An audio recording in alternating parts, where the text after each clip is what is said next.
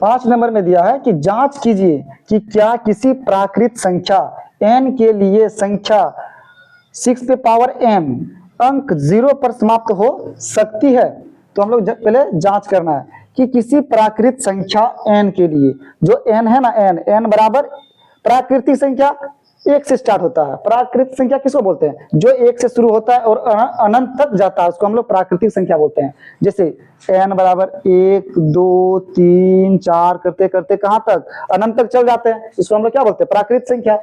और बोला है कि संख्या 6 पे पावर n, 6 पे पावर n मतलब 6 पे पावर 1, 6 पे पावर 2, 6 पे पावर 3, ये n है ना, n प्राकृतिक संख्या।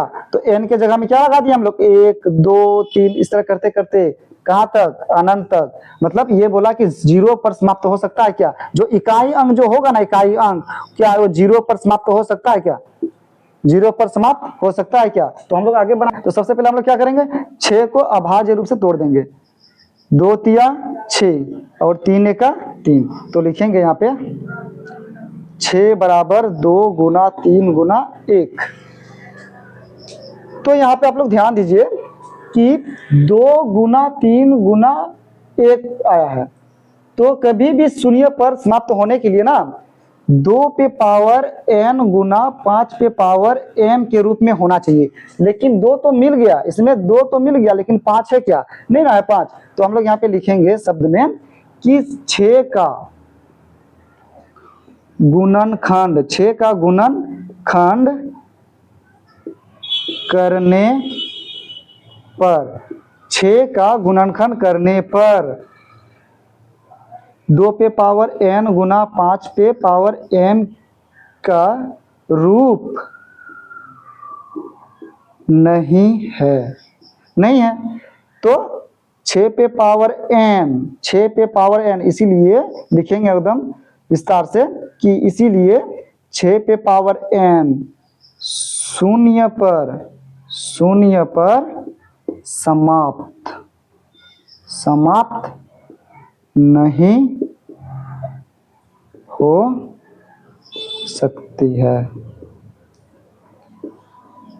हो गया आंसर। इसको हम लोग डिनोट कर देंगे small n belongs to capital N, ये लिख देना लास्ट में। हो गया आंसर इसका। आगे 6 नंबर, व्याख्या कीजिए कि 7 गुना 11 गुना 13 जोड़ 13 और 7 गुना 6 गुना 5 गुना 4 गुना 3 गुना 2 गुना 1 जोड़ 5 भाज्य संख्याएं हैं। तो हम लोग सबसे पहले जानेंगे भाज्य संख्या किसको कहते हैं। तो भाज्य संख्या वे संख्याएं जो 2 से ज्यादा बार गुणनखंड हो, उसको हम लोग भाज्य संख्या कहते हैं। तो सबसे छोटी भाज्य संख्या जो है ना वो 4 है। 4 को हम लोग अगर तोड़ेंगे तो 1 से भी कटेगा, 2 से भी कटेगा और 4 से भी कटेगा। उसी तरह अगर 6 को ले लेते हैं हम लोग तो 1 से भी कटता है, 2 से भी, 3 से भी और 6 से भी। 8 को ले लेते हैं तो 1 से कटता है, 2 से, 4 से, फिर 8 से। तो ये 2 से ज्यादा बार गुणनखंड हो रहा है, 2 से ज्यादा बार कट रहा है, इसलिए भाज्य संख्याएं हैं। तो ये भाज्य संख्या हम लोग जानेंगे कि भाज्य संख्या किसको कहते हैं। अब हम लोग आगे इसको बनाएंगे। तो सबसे पहला हम लोग इसको बनाएंगे 7 गुना 11 गुना 13 जोड़ 13 और आगे क्या है एगो ये 7 गुना 6 गुना 5 गुना 4 गुना 3 गुना 2 गुना 1 जोड़ 5। तो इसको हम लोग बनाते हैं 7 गुना 11 गुना 13। तो हम लोग यहाँ पे गुना में है, इतना तक क्या है गुना में, इधर में अलग है, ठीक है, ये जोड़ में है। तो इसमें से दोनों में मेरा 13 और 13 मिल रहा है, तो 13 और 13 को हम लोग कॉमन निकाल लेंगे। तो इसमें बचेगा क्या 7 गुना 11 गुना 1, 13 में से कॉमन निकाल दिया 13 को, तो कितना बचेगा? 1 ना बचेगा, जोड़ 13, 13 तो निकाल लिए हैं, क्या बचेगा? 1 बचेगा। फिर लिख देंगे हम लोग 13, 7 गुना 11 करेंगे तो कितना जाएगा 77 गुना 1 जोड़ 1। अगर हम लोग 77 को गुना करते हैं 1 से तो क्या होगा? 77 ही होगा। तो हम लोग लिखेंगे यहाँ पे 77 और जोड़ 1।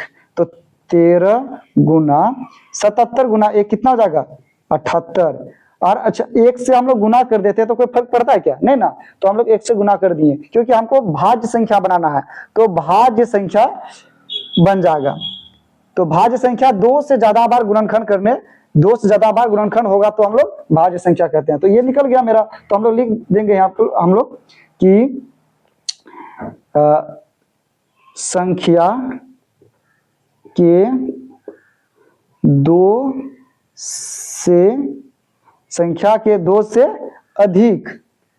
से अधिक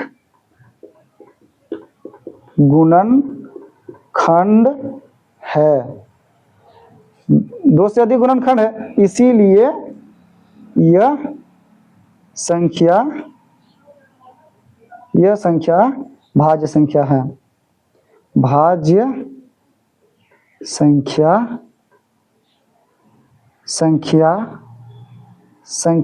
संख्याएं है, ज्यादा है ना, तो यहाँ पे हम लोग संख्या लिख देंगे, संख्याएं, यह संख्याएं भाज्य संख्याएं।